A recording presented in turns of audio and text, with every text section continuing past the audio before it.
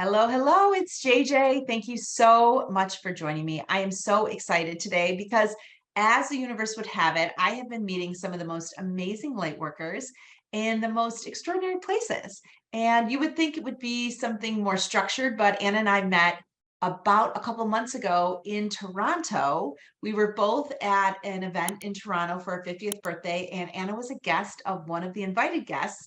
And we just started talking about our work and life. And then we continued that through some calls. And now Anna's here with me today. So hello, Anna.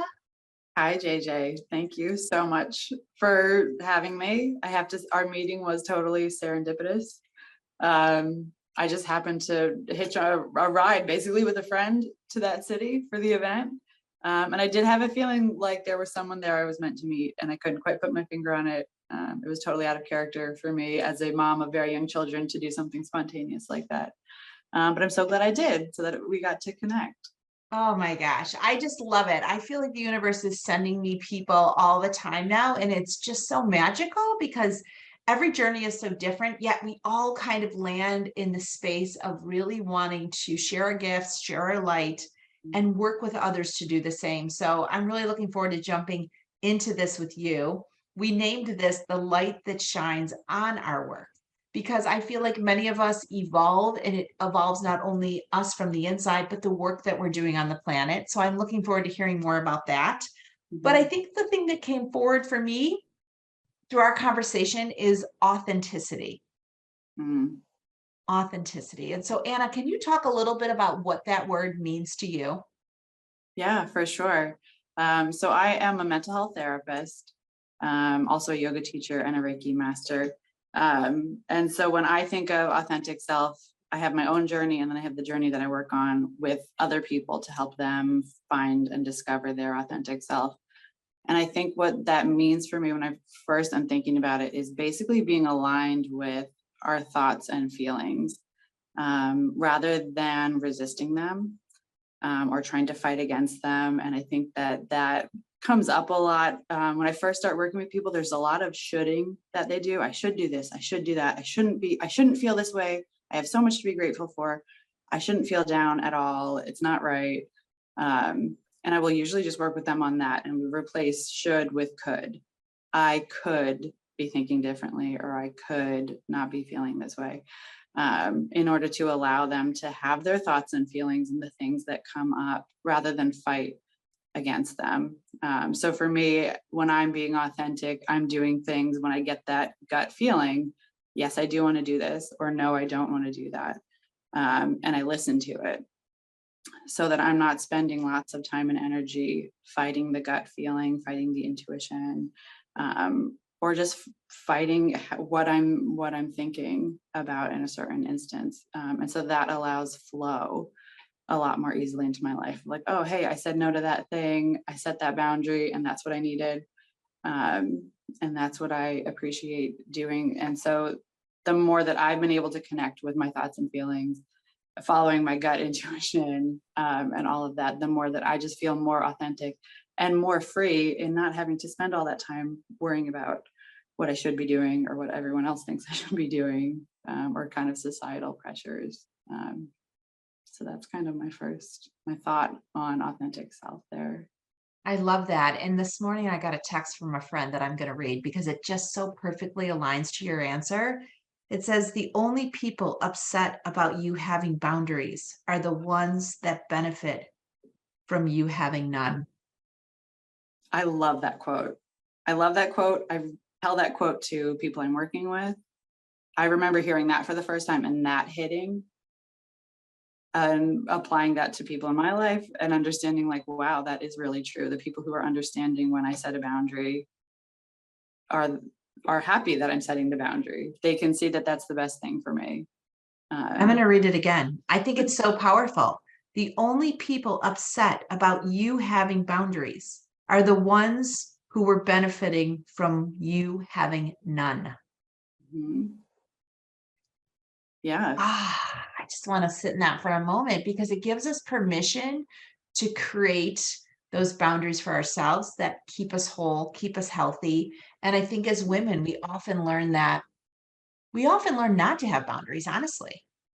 Mhm. Yeah. For sure. And there's a power over us then when we don't have boundaries. And that person or that institution benefits from us not having them, from us just saying yes to everything. Yes, we'll do more for everything, for the kids, for the house, for the school, for work. We'll do all the extra things. And all those yeses usually mean we're saying no to ourselves. We're saying no to what we need, what we want. Right. Yeah. Yeah, and it's like it takes the way of away from self-empowerment, because if we are always taught to be a good girl, to do what other people ask of us, to always be helpful, like we do at the cost of our own self-love.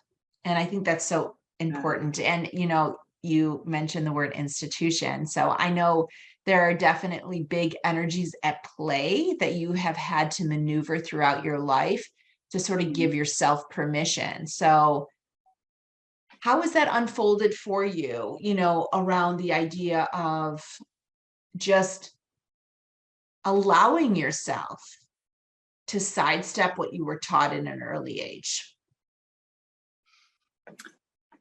That was a real journey that probably happened in my 20s. Up until then, it was very much good girl energy, kind of following what I was supposed to do. For me, religion was a really large piece of kind of the institution that I was raised in, that had ideas about males and females. What females couldn't do was largely the message, or what we could do was very small and only directed at other women, or caring for children.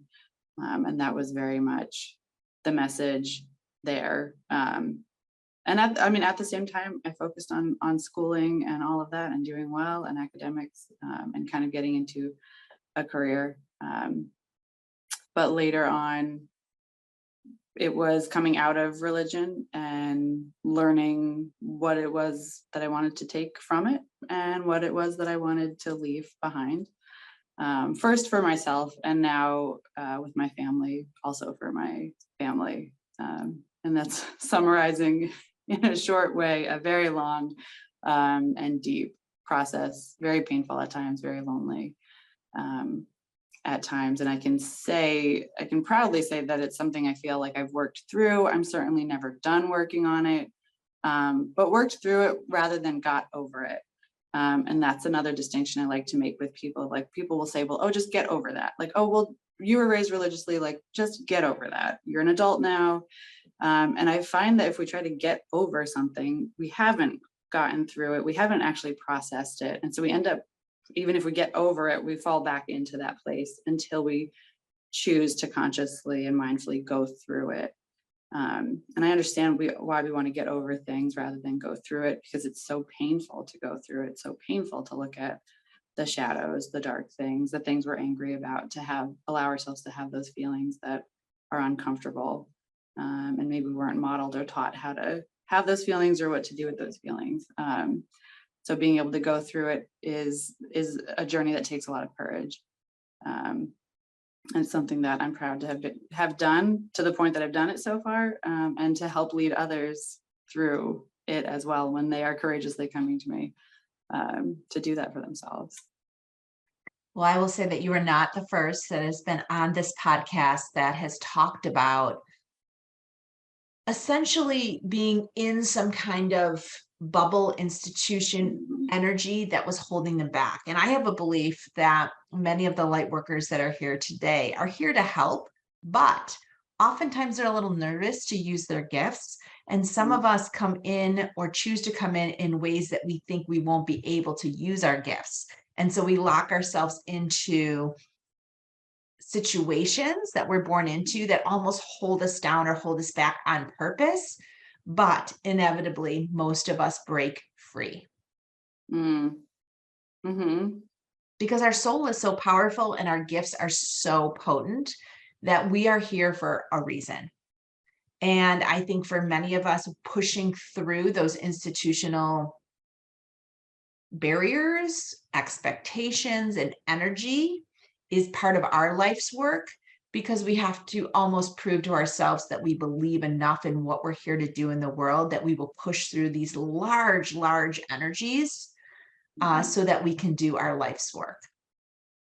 Yeah, absolutely. It takes that power, and I would say I didn't know what it was preparing me for back then. It was just like I knew it just wasn't working. It wasn't feeling right, wasn't feeling good, and getting out of it.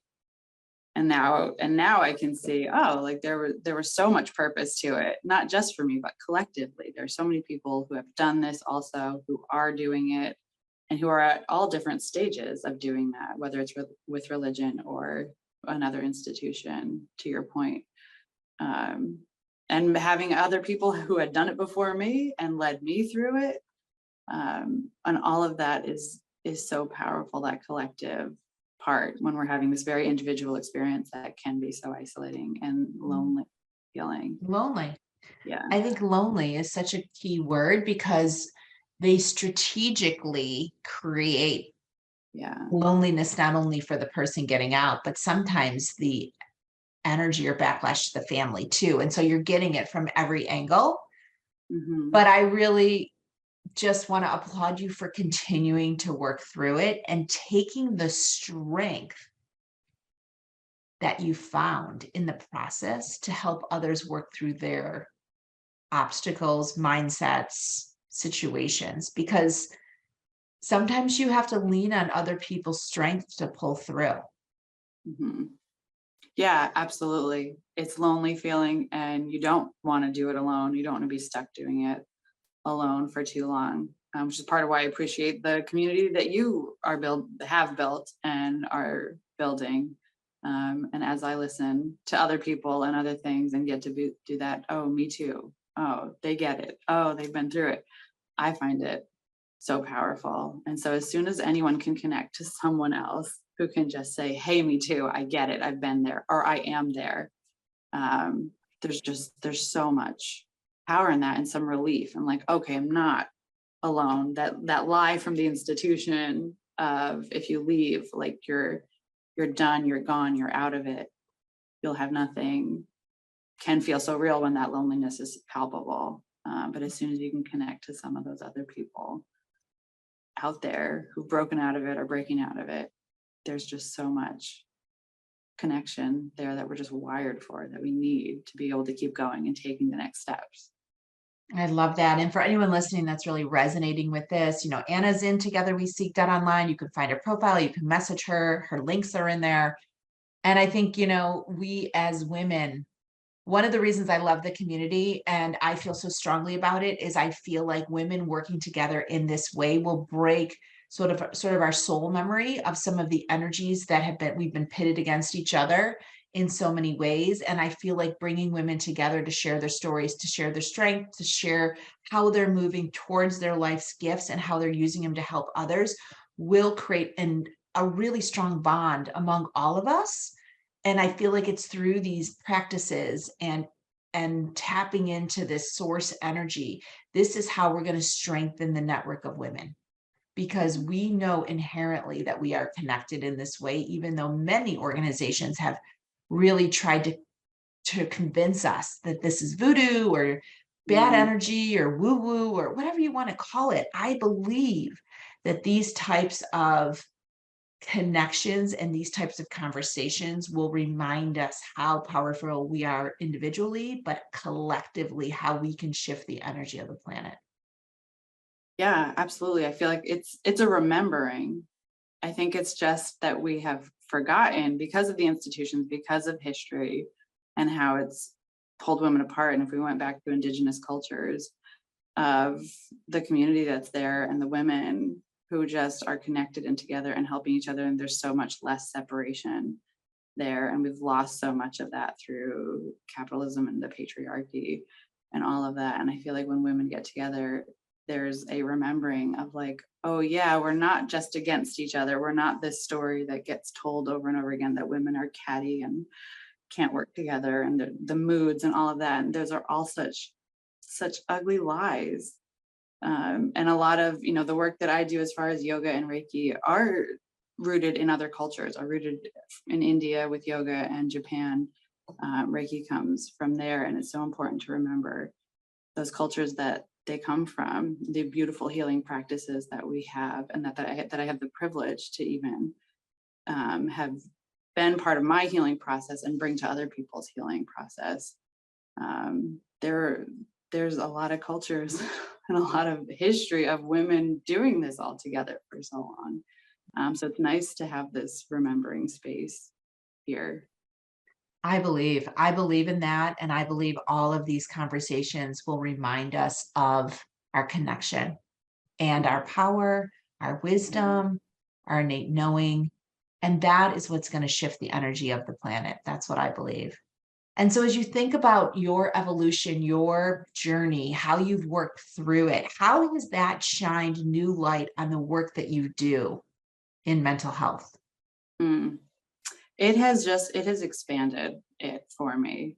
Like I said, I did the whole book thing. I did the academic thing. I'm very proud of the schooling I have and the degrees that I have and the licensing that I have really truly worked very hard for. Um, but for me, when it really kind of clicked and things took place, I knew I was going to be a therapist. I was in my 20s and graduated college. And my own therapist who was working with me recommended that I go to this meditation circle where the leader provided Reiki energy healing. So I started receiving that. And at that point, I couldn't have told you what Reiki was. I was like, I don't know what this is. I don't know how to describe it. I'm trying to tell people about it. I don't know. All I know is that I'm experiencing it and it's working and it's helping. So in me doing the cognitive work I was doing with my mental health therapist, and then also having the Reiki energy healing, and coincidentally also getting into yoga, learning about yoga, finding about my breath and my own body, and realizing the feelings that I even have that I was so out of touch with. Everything just expanded and things seemed to go, the healing process within therapy went faster and went deeper for me when I incorporated those other pieces of it. And so I'm so grateful to that therapist for doing that for me. And as soon as, I had that for a couple of years, my whole life completely shifted. I got out of one relationship and into the relationship with my now husband, who wasn't part of any religion. So that was like a big no. And then I lived with him before we were married or engaged or anything. And so I was breaking lots of barriers that were there. And I was truly like choosing to be happy. I remember that therapist told me, if you're going to do this work, she's like, you have to have a happy life. Like you deserve to have a happy life. And I'm so glad that she gave me that message, because I had internalized this message of following my heart is wrong. It's sinful even if, and all of that. And so it really took practice for me to learn to follow my heart and trust my intuition, and trust that I knew what it would take to make me happy and that I could have it, that I deserved it, that I was worthy of it. And so that plus so many other things just expanding, I was like, I know I have to bring this to other people. I know that I have to do it. And it took another degree. It took lots of years of the licensing process. And then I moved from Jersey down to North Carolina about 2 years ago. Met another therapist with a practice who was looking to do holistic work. She incorporates ecotherapy into her work, Shika Patel. And so we have this practice now down in Charlotte, North Carolina. And I'm actually finally seeing people in person for the first time in over 2 years. And being able to provide yoga and Reiki either in addition to therapy or separate from therapy if people already have their own therapists. Keep seeing those people, and you can always add in yoga and Reiki in any form. And so I'm just so excited to offer all of that and to get to give that to other people in one place, rather than having them have to go like I did. And I was happy to do it, but I had to go to a few different places, and to have it kind of like the one-stop shop. We're going to treat the whole person of you, not just your mind in therapy, but also your body, your spirit, your energy, your emotions. Is truly just my favorite thing to do. It's a dream come true to be doing this work with people. And it just lights me up every day to see other people benefit from it. That's amazing. And I honestly think you do have to go through it yourself. I mean, even what I've written about through my books and stuff, like I have to go through it first before I can share it. Yeah. And I feel like it's just a way that you can really sort of test drive. And also, and even I remember being in Omega, this woman said, how do you talk about things from stage? And I say, I have to work through it fully before I can share it. I can't share things when I'm halfway through it because I'll be a bumbling mess. I need to really move through the whole experience before I can share it in a way that's not only meaningful, but also allows people to create action on their own. And I think, Mhm. you can just see how your face lights up that you've been able to do that for others. Yeah. Yeah, because there's that knowing then. There's not just, oh, I learned about this or oh, I read Mm, about this. There's like a deep knowing when you have gone through that process. yes. For Yes. sure. And I'm curious because, not all facilities have this integrated approach. Like, was there a whisper to go to I mean, I feel like sometimes universe just makes it happen, but was there something specific that like you were brought to Charlotte through your spouse or something happened, but like the fact that you ended up in Charlotte and you're working for this woman that has created this integrated practice. I mean, that Yeah. is definitely universal led. Did you know it when it was happening, or is it more hindsight now? It's the perfect question because it is completely the universe coming through. So my husband and I had always talked about moving to Charlotte. His family had started moving down here from Jersey over the years. We talked about it. We knew before our first kid was in kindergarten, we wanted to make the move. Um, and so he was almost 3 at the time, and the pandemic was happening, and we were both working remotely. And then, housing, it was right before everything kind of blew up.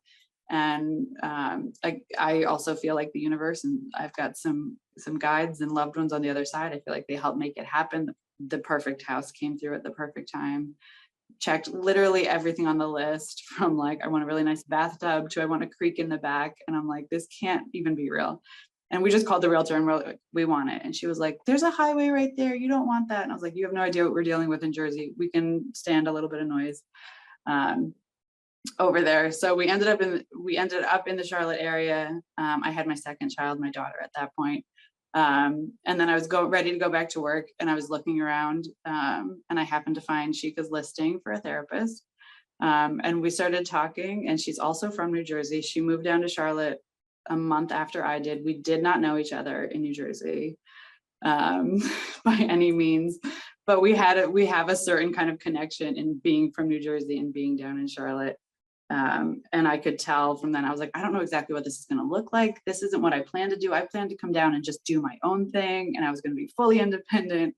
And this was also the universe saying, hey, you're a mom of little ones. You can do your work that you love, but also you don't have to do it all, and you don't have to do it alone.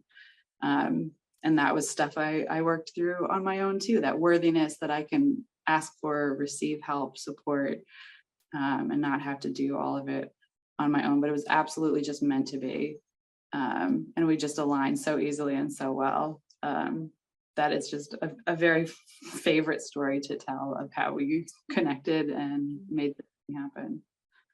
Well, for anyone listening, hopefully you've been inspired by not only Anna's story, but also how things, like when you really prioritize working through the energy, containers, barriers, obstacles that are put forward for you, when you work through them. And I've had to use many energy practitioners to help me do it, which is why I really brought the community together, was to share other people that can help you work through it.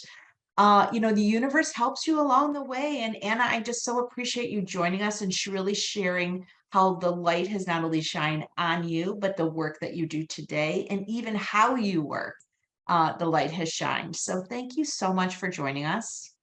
Yeah, thank you so much for having me. It's really a pleasure.